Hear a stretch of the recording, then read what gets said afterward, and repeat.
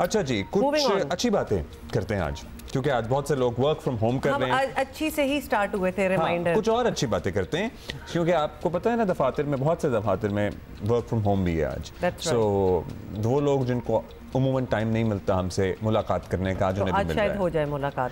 जी, पाकिस्तान में सियासी अफरा तफरी और बेयकीनी की जो सूरत हाल है, कैफियत है, वो कुछ थमी है और उसका नतीजा हमने कहाँ देखा है। ज़िमनी इलेक्शन का मरहला भी तय हो गया है, जिसके असरात पाकिस्तान स्टॉक एक्सचेंज पर भी नज़र आ रहे हैं। मार्केट में कई रोज़ से मुस्बत रुझान देखा जा रहा है। कल स्टॉक मार्केट में 100 इंडेक्स ने बुलंदी का नया रिकॉर्ड बनाया है और तारीख में पहली बार 71,000 की हद ये पार कर गया। यह इशारा है कि पाकिस्तान से मुताल्लिक सरमायाकारों का एतमाद बहाल हो रहा है। अच्छा, कल कारोबारी रोज़ के अख्ताम पर 100 इंडेक्स जो था 523 पॉइंट्स के इजाफे के साथ 71,433 पॉइंट्स पर बंद हुआ है और एक मौके पर 100 इंडेक्स 71,861 पॉइंट्स पर भी ट्रेड करते देखा गया। तो डेफिनेटली आप सही कह रहे हैं, good day for the markets. और तवक्को की जा रही है कि 100 इंडेक्स और बढ़ेगा और रेकोडिक में सऊदी अरब की मुमकिना सरमायाकारी, IMF के साथ नए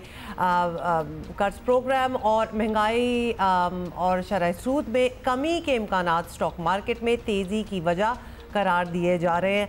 अब इस सारी बातों का जिनको शायद ना समझ आ रही हो, उसमें ट्रिकल डाउन इफेक्ट तो यही होगा ना कि जी महंगाई कम हो जाएगी कि नहीं होगी। एंड में आपको पता है कि आम आदमी को इंक्लूडिंग ऑल ऑफ अस यही चाहिए। एब्सोल्युटली, इसीलिए बात करते हैं कि इसका आम आदमी पे क्या असर होगा और ओवरऑल मुल्क की मईशत की डायरेक्शन क्या है। मोहम्मद सुहेल साहब माशी तज्जियाकार हमारे साथ मौजूद हैं। अच्छा, सबसे पहले तो पॉजिटिविटी तो देखी जा रही है, लेकिन फॉर जनरल अंडरस्टैंडिंग 71,000 पॉइंट्स का बैरियर भी क्रॉस हो गया है।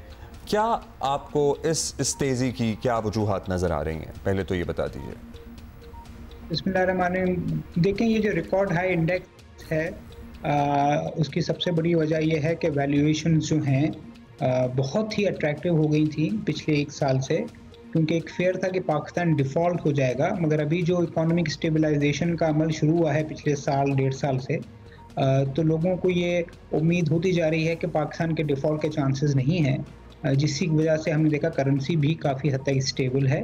और दूसरी जानिब पाकिस्तान के IMF से रिलेशनशिप भी अच्छे हो गए हैं और पाकिस्तान ने एक फॉर्मल रिक्वेस्ट भी दे दी IMF लोन में जाने की। तो इससे ओवरऑल सेंटिमेंट जो इन्वेस्टर्स का लोकल फॉरेन बेहतर हुआ है। और चूंकि मार्केट अभी भी अपने हिस्टोरिकल वैल्यूएशन के हिसाब से सस्ती है, तो लोगों का जो इंटरेस्ट है वो बढ़ता जा रहा है। और हमने देखा कि 41,400 के करीब मार्केट बंद हुई और जो वॉल्यूम है वो भी बहुत ही अच्छा है।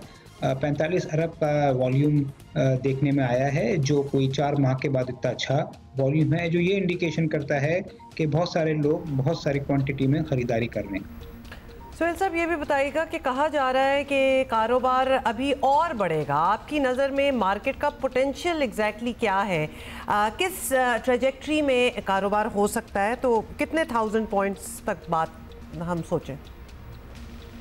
देखिए, मार्केट की रिकवरी 45,000 से 9 माह में कोई 71,000 हो गई है। ऑल्दो ये कोई 60-70% की बेहतरी ज़रूर देखी गई है, मगर जिस तरह मैंने पहले कहा कि जो वैल्यूएशन का जो एक बेंचमार्क होता है प्राइस अर्निंग रेशियो, वो अभी भी 4-4.5 के करीब है, जो पाकिस्तान में औसतन 7-8 था।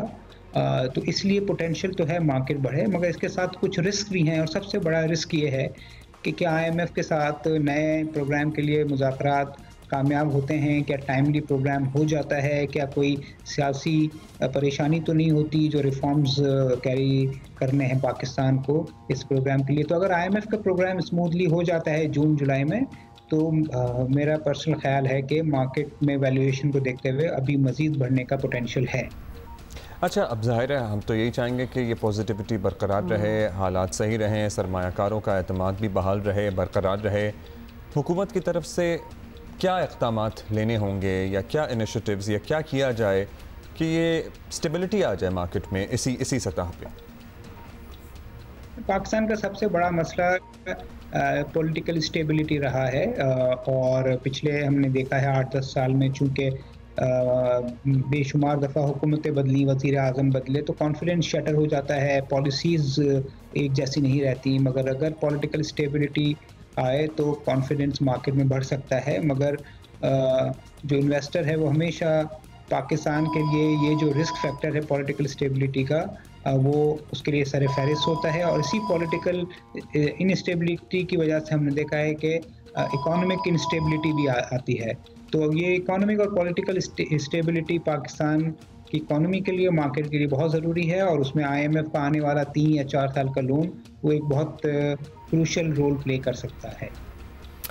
बहुत शुक्रिया मोहम्मद सुहेल साहब, लेकिन जितनी आपकी सारी बात की समझ आई है उसमें यही है कि हमें स्टेबल रहना बहुत ज़रूरी है। ये जो यो इफेक्ट है ना, up and down with the economy, and naturally it's connected to a lot of things, जिस तरह हम अभी बात भी कर रहे थे, हमारी पॉलिटिक्स एज वेल, वो बड़ा मुश्किल हो जाता है। So it needs to not just stay the same consistent and then slightly क्या कंटिन्यूसली गो अप।